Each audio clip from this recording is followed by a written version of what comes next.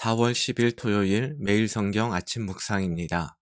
오늘의 본문은 출애굽기 3장 1절에서 12절 말씀입니다. 먼저 첫 번째 단락인 1절에서 5절 말씀을 읽겠습니다.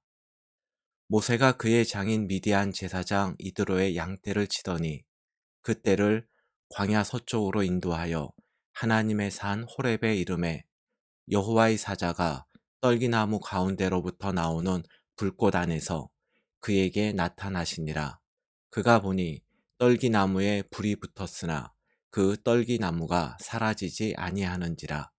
이에 모세가 이르되 내가 돌이켜 가서 이 큰 광경을 보리라. 떨기나무가 어찌하여 타지 아니하는고 하니 그때에 여호와께서 그가 보려고 돌이켜 오는 것을 보신지라. 하나님이 떨기나무 가운데서 그를 불러 이르시되 모세야 모세야 하시매 그가 이르되 내가 여기 있나이다. 하나님이 이르시되 이리로 가까이 오지 말라. 내가 선 곳은 거룩한 땅이니 내 발에서 신을 벗으라. 1절입니다. 모세가 그의 장인 미디안 제사장 이드로의 양떼를 치더니 그 떼를 광야 서쪽으로 인도하여 하나님의 산 호렙에 이르매. 출애굽기 7장과 사도행전 7장을 보면 모세가 호렙산에서 하나님의 만났을 때의 나이가 40세로 나옵니다. 모세는 40년 처가살이를 했음에도 불구하고 자기 양이 아니라 장인의 양을 치고 있습니다. 미디안에서 40년을 살았지만 자신의 재산을 갖지 못한 채 여전히 나그네 생활을 하고 있는 것입니다. 어느 날 모세는 호렙산에 도착합니다. 호렙산은 신의 산의 또 다른 이름입니다. 2절입니다. 여호와의 사자가 떨기나무 가운데로부터 나오는 불꽃 안에서 그에게 나타나시니라. 그가 보니 떨기나무에 불이 붙었으나 그 떨기나무가 사라지지 아니하는지라. 모세는 이곳에서 떨기나무에 불이 붙는 것을 보았습니다. 그런데 이상한 점은 불이 붙은 떨기나무가 타지 않았다란 것입니다. 3절입니다. 이에 모세가 이르되 내가 돌이켜 가서 이 큰 광경을 보리라. 떨기나무가 어찌하여 타지 아니하는고 하니 모세는 떨기나무가 타지 않는 이유를 알아보기 위해서 가던 길을 돌이켜 떨기나무로 다가갔습니다. 내가 돌이켜 가서 이 표현은 이제 모세의 삶의 방향이 바뀌고 있음을 암시합니다. 불에 타지 않는 떨기나무는 하나님의 임재를 나타내는 것입니다. 하나님 임재의 경험, 이것이 모세 인생의 전환점이 되었습니다. 4절과 5절입니다. 여호와께서 그가 보려고 돌이켜 오는 것을 보신지라. 하나님이 떨기나무 가운데서 그를 불러 이르시되 모세야 모세야 하시매 그가 이르되 내가 여기 있나이다.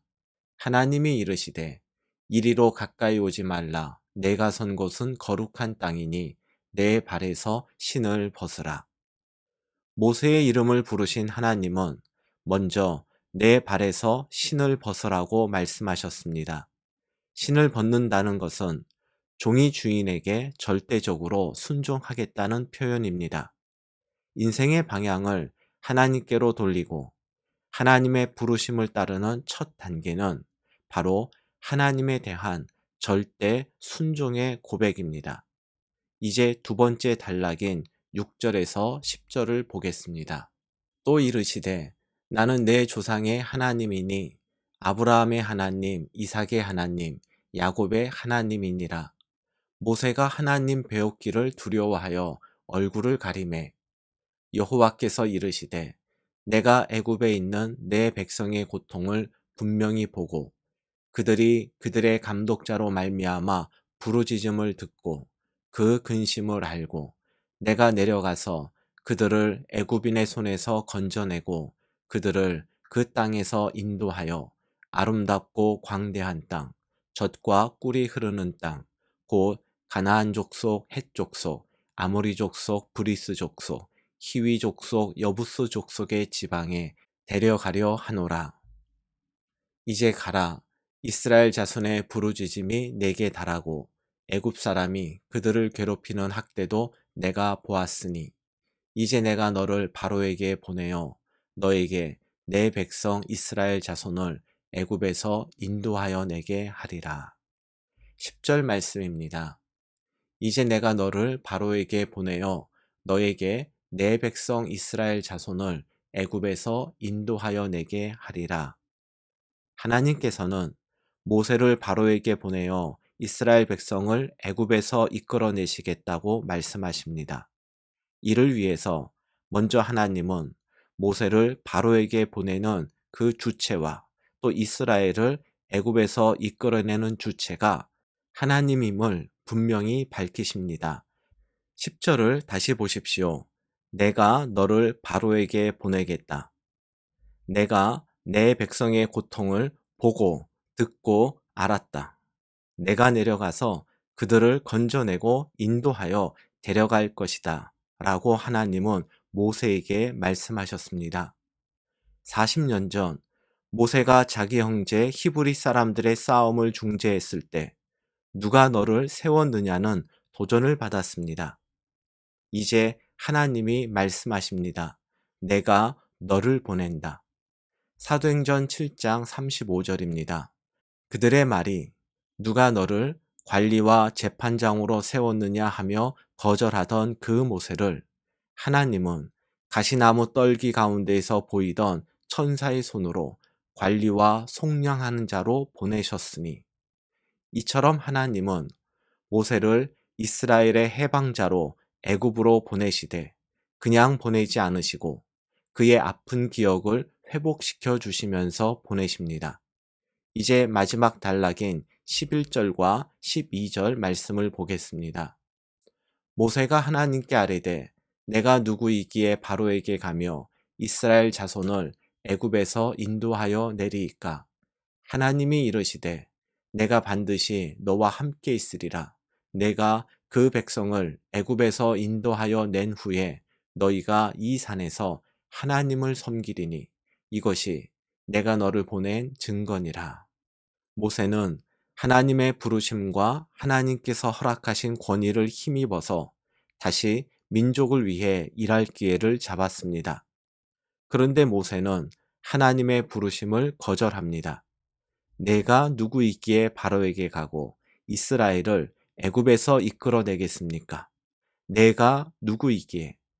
이는 모세가 40년 전 들었던 누가 너를 세웠느냐는 질문의 충격에서 아직 벗어나지 못했음을 의미합니다. 또한 광야 40년 생활을 통해 깨달은 자신의 전적 무능함에 대한 고백이기도 했습니다. 한마디로 자신은 바로에게 대항하고 이스라엘을 애굽에서 이끌어낼 실력과 힘이 없다는 뜻입니다. 이런 모세에게 하나님은 두 가지를 말씀하십니다. 내가 누구이기에 하나님의 일을 할 수 있겠습니까? 라고 질문하는 모세를 격려하고 용기를 주기 위해서라면 하나님께서는 너는 자격이 충분하다, 실력도 있다, 이렇게 말씀하실 것 같습니다. 그런데 하나님의 첫 번째 말씀은 내가 반드시 너와 함께 있으리라 라는 것입니다. 모세가 자격을 갖추지 못해도 바로에게 맞설 힘이 없어도 이스라엘을 이끌 지도력이 없어도 괜찮습니다. 하나님의 일꾼은 자신의 힘과 실력으로 사명을 감당하는 것이 아닙니다. 하나님의 일꾼은 하나님의 힘과 능력을 드러내는 통로요, 도구이기 때문에 하나님이 함께 하신다면 그 도구의 연약함은 아무런 문제가 되지 않습니다. 모세의 리더십을 이어받은 여호수아가 두려워 떨 때에도 하나님은 여호수아와 함께 하시겠다고 약속하셨습니다. 바사왕 고레스로 인해서 이스라엘이 큰 어려움을 겪게 될 때에도 하나님은 이스라엘과 함께 하시겠다는 약속으로 그 백성들을 위로하셨습니다. 승천하시기 전 예수님께서 제자들에게 전도의 사명을 주시면서 하신 약속 역시 너희와 항상 함께 있으리라 였습니다. 주님만 우리와 함께 하시면 우린 충분합니다. 그렇기 때문에 우리는 무능과 자격 없음을 핑계로 주님의 부르심과 사명을 외면하지 말아야 합니다.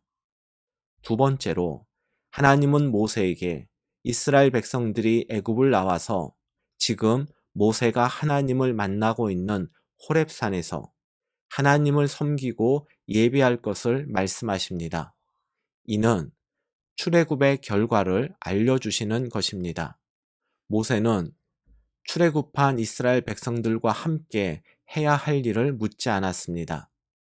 그는 자신에게 이스라엘을 이끌 자격과 실력이 있는지를 하나님께 물었습니다. 하나님의 두 번째 답변은 모세를 통해 이루어질 출애굽의 역사가 하나님에 의해서 반드시 성취될 것이라는 의미입니다.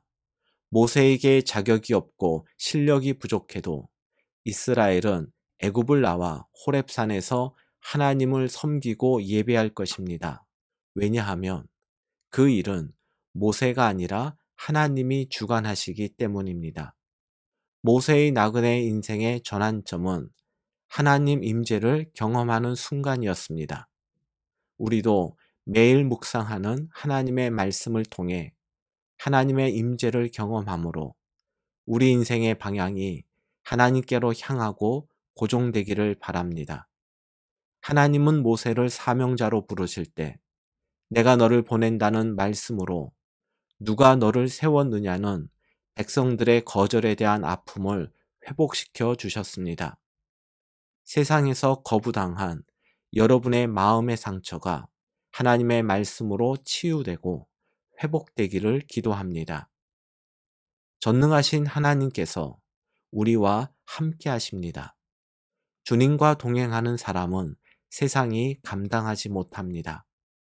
세상이 감당하지 못하는 사람, 바로 오늘을 살아가는 저와 여러분의 모습이 되기를 주님의 이름으로 축복합니다.